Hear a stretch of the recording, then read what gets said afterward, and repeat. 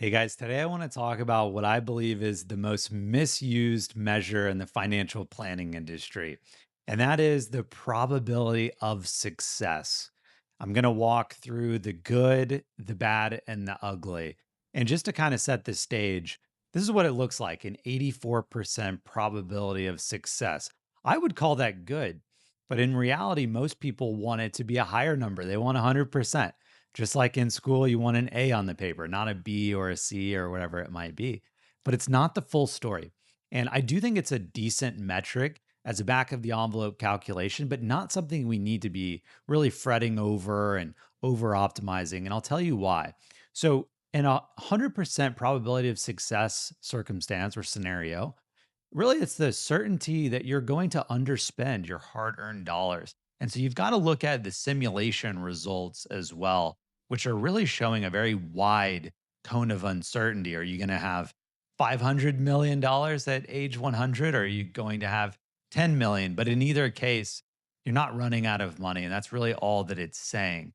Now, on the other hand, there are other scenarios, and these can be good warning signs. So a 44% probability of success. Well, we got to look at the asset simulation. In some circumstances, you're still going to have a ton of funds left over in the best market type scenarios. But then in other scenarios, you're going to have ran out of money by age 67. And obviously, that is the biggest thing we're trying to avoid. And that's higher up on our list than, having too much money, of course. We want to find that Goldilocks approach, that even medium. And this is another, it's closer, but it's still not complete. I think 92% probability of success is too high. And we'll unpack why that is. But in this scenario, this person might run out of money at age 87, 88.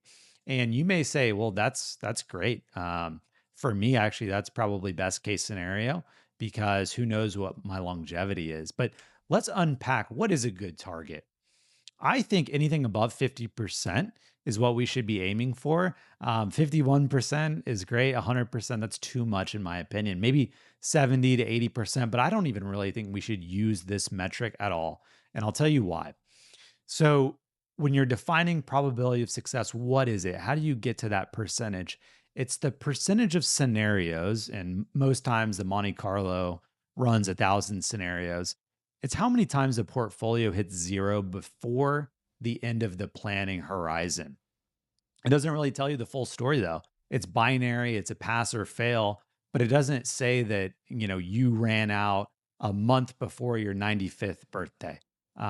Which is really useful insight. And that's why you have to dive in deeper and not just use it at face value. But in that scenario, that would have been a failed scenario. And let's talk further about the various items that you've got to understand. But my biggest knock is that it doesn't matter if you're ending with 10,000 or 5 million, it's saying that that's a success. Whereas if you are running out of money a month before age 100, it's saying that's a failure. And I just don't think that's the full story. So, where do we go after we look at our asset simulation, which I think is a better measure? They're similar, but different. And when you see this running out at age 87, 88, maybe that's great. I like to really start with longevity. And there are three big assumptions that go into the financial plan and into any model. And why I say the good, the bad, and the ugly, I think that it's a really good starting point. I think it could be very misused by people, or I should say the bad is that it can get over optimized and then you're not reaching some of your goals. I think the ugly is that it can be really misused because the inputs tell the entire story. And if you don't understand the inputs, if you're just relying on your advisor or some default assumptions, you're probably not going to be able to meet as many of your goals as you otherwise could. So I like to start with longevity. I generally start planning to age 95 for the younger of the couple. And that might be too long. Maybe you have health in your family, longevity concerns, and we should be dialing that number back. Now, we never want to run out of money. And so there are dynamic things that we can do and put in place to be able to prevent that. But there are some great actuarial studies out there, 3 question questionnaires, up to 30 question questionnaires to really figure out, you know, Give or take 5 years, what does your longevity look like?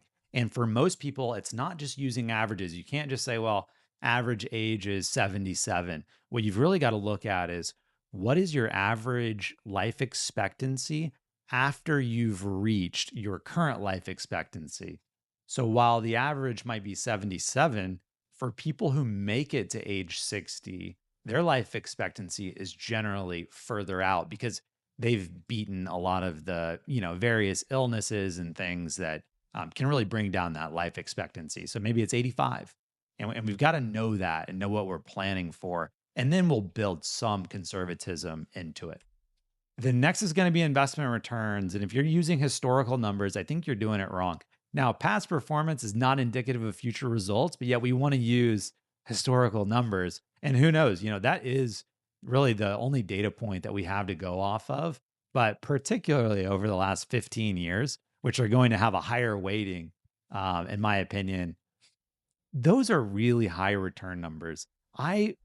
From a conservative perspective, I don't want to use that high of numbers. Forward looking assumptions from JP Morgan and the rest of Wall Street are lower than our historical figures that we've had. Now, they never get it right, especially on a short term basis. So who knows?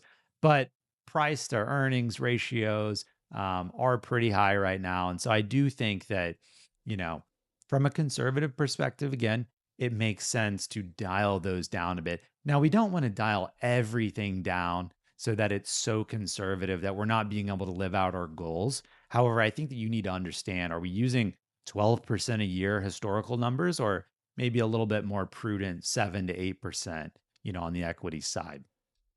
But the biggest, and I saved it for last because it's the most important, what are your expenses when you're doing these Monte Carlo simulations? um, they're using static expenses generally, or whatever you're giving the model. And so it might be that, hey, the first year of retirement, I need $100,000.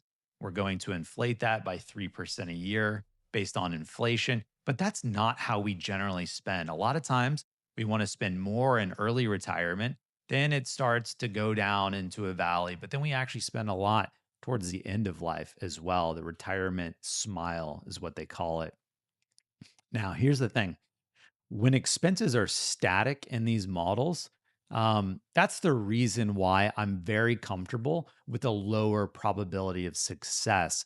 Because when we are in these scenarios where out the curve, the cone of uncertainty is going down, we always have that lever to be able to spend less. That's one of the most dynamic things that we can do on our plan.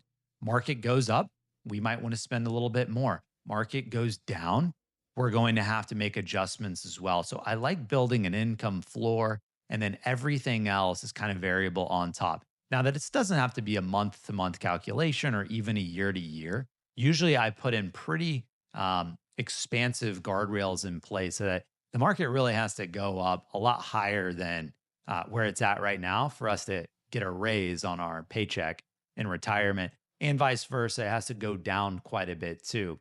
And so if you look at recent history, maybe you went down a little bit in '08, but not so much over the last few years, given the market's gone straight up.